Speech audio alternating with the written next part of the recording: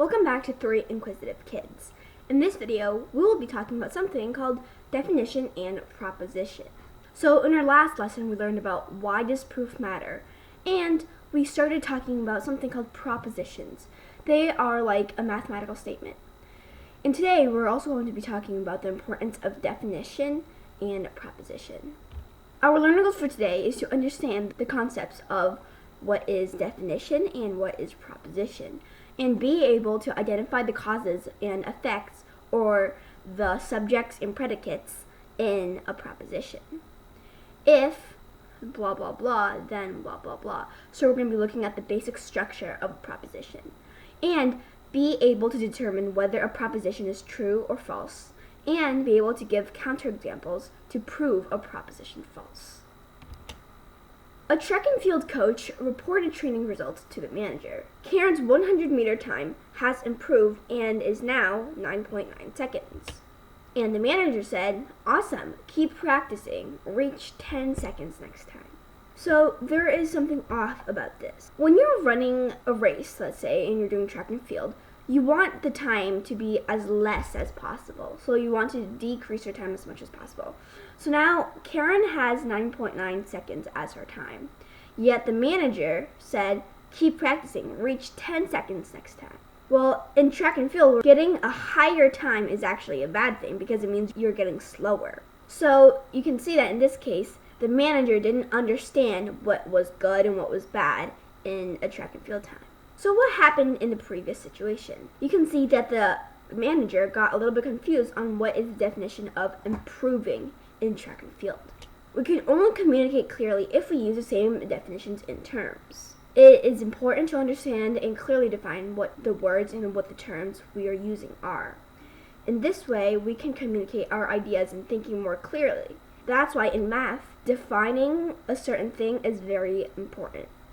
So what are some words that you know the definition of? It doesn't have to be related to math. You can search it up, or you can try to clearly state it yourself. Because some very basic things, when you actually try to use a scientific way to define it, it can be very hard. Here are a few examples of some definitions in math. We know that the definition of a line segment is, in geometry, a line segment is a part of a straight line that is bounded by two distinct endpoints and contains every point on the line that is between its endpoints. So that might not be what you expected. A linear function refers to when the dependent variable changes by a constant amount, as the independent variable also changes by a constant amount. So usually the dependent variable is y and the independent variable is x. So here are some other definitions that we've learned before.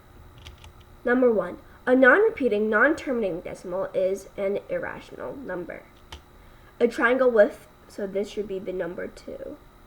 2 identical sides is a isosceles triangle, and this should be a n. A function is a relationship or expression involving one or more variables. Each value of x has its own corresponding value of y. So now we've briefly went over definitions. Now, what are propositions? I want you to determine whether the following statements are propositions or not. Any triangle must have a right angle. So this is a proposition because it's clearly stating something. It's making kind of like a judgment. If it's a triangle, it has to have a right angle. Of course, this is incorrect, but this is still a proposition. Number 2, vertical angles are congruent. Yes, this one is also a proposition. No matter what value n takes, the expression n squared minus n plus 11 will always equal a prime number. This is also a proposition, but we don't know if it's going to be true or false. Number 4, if 2 straight lines are parallel to the third straight line, then the 2 straight lines are also parallel to each other. This is a proposition. And if you think it's a little bit confusing, let me briefly explain this for you. So here we have A, B, and C. So these are 3 lines. And we know that A is parallel to B, and C is also parallel to B. We don't know if A is parallel to C yet, but since they both are parallel to B, we can find that A is also parallel to C. Number 5, do you like math? This sentence is not a proposition. It's not clearly making a statement about anything. It's not judging anything. For example, if we said something like, he does not like math, that would be a proposition. But this question, do you like math, is not a proposition.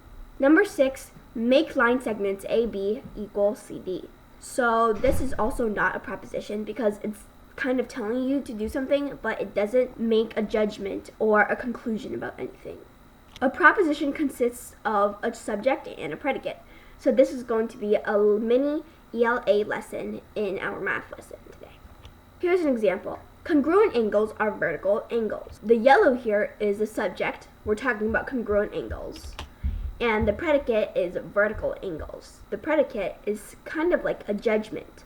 So since we have congruent angles over here, then I'm going to say that these congruent angles are vertical angles of each other. If a sentence doesn't have a predicate or doesn't make a judgment about anything, then it is not a proposition.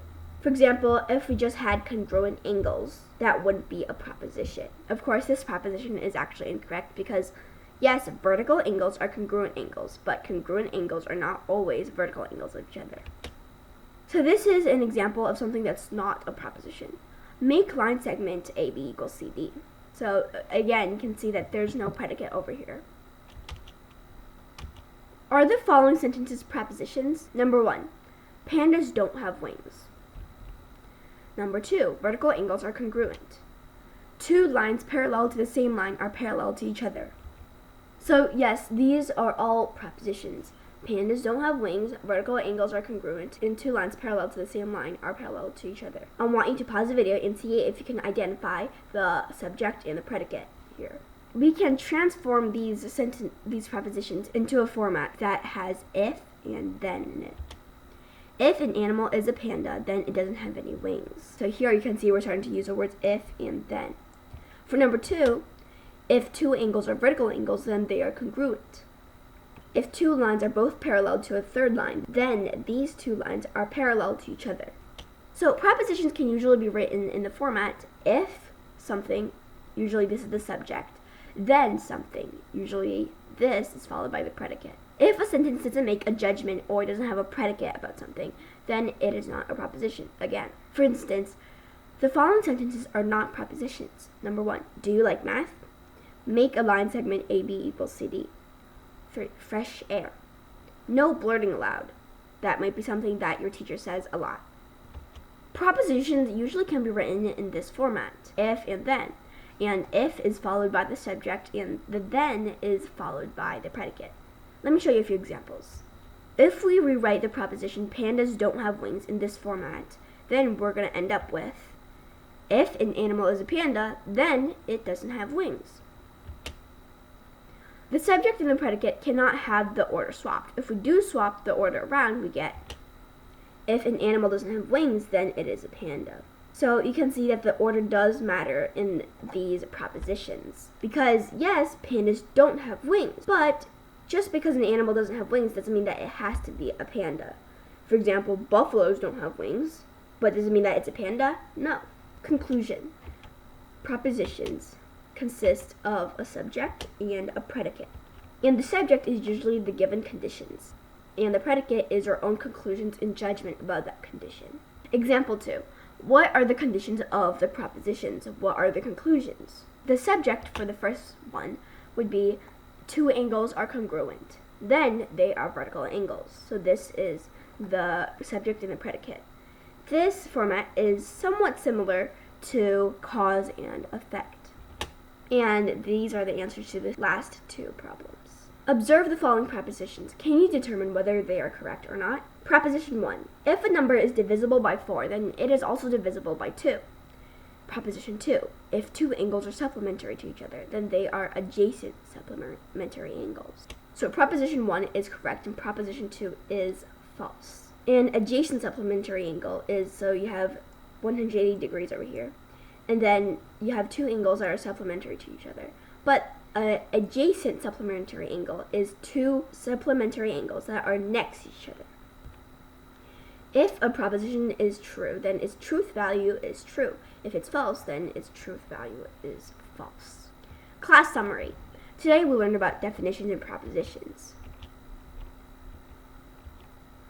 So we know that the structure is given something, therefore. this is another way of saying if and then.